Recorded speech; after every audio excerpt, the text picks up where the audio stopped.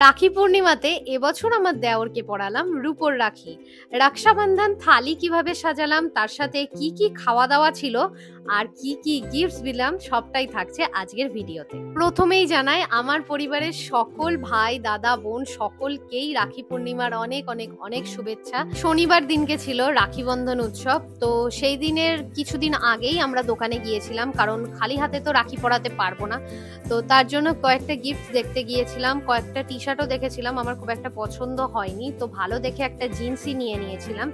আর সকালবেলা উঠে প্রথমেই ঠাকুরকে না সাজিয়ে, ঠাকুরকে না ভোগ দিয়ে তো কোনো কিছুই করা সম্ভব না দিনের। তো আগে পুজোর কাজটা সেরে নিয়ে তারপর আমিও নিজে রেডি হয়ে নিলাম। এবার রাখির থালিটা ভালোভাবে সাজিয়ে নিই। আমি এটা আগে জানতাম তা নয়, আমিও ভিডিও দেখেই জেনেছি।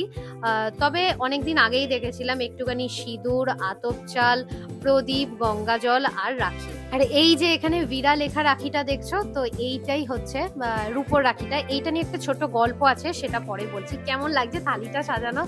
খুবই সুন্দর লাগছিল আমার দেখতে, তোমরাও জানিও কেমন লাগছে। তারপর খাবারটা সাজিয়ে নিলাম, যে যে খাবারগুলো আমার দেওরকে মানে আমার ভাইকে দেবো। তো ফার্স্টেই ছিল কচুরি, তরকারি সবটাই আমি কিনে এনেছিলাম, আর ছিল 5 রকমের মিষ্টি।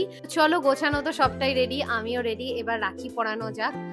সঞ্জুকে মানে আমার দেওরকে আমি আগের বছর রাখি পরাবো এটাই ঠিক ছিল, সেই জন্য আমি এই চাঁদির রাখিটা কিনেছিলাম।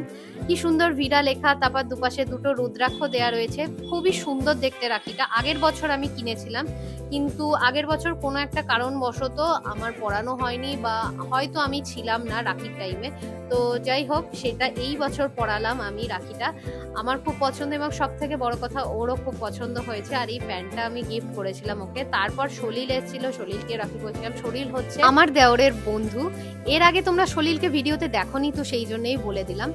আমার এই বাড়িতে আসার পর থেকেও আমার দেওর কম, আমার বন্ধু অনেকটা বেশি, আমার সঙ্গী অনেকটা বেশি।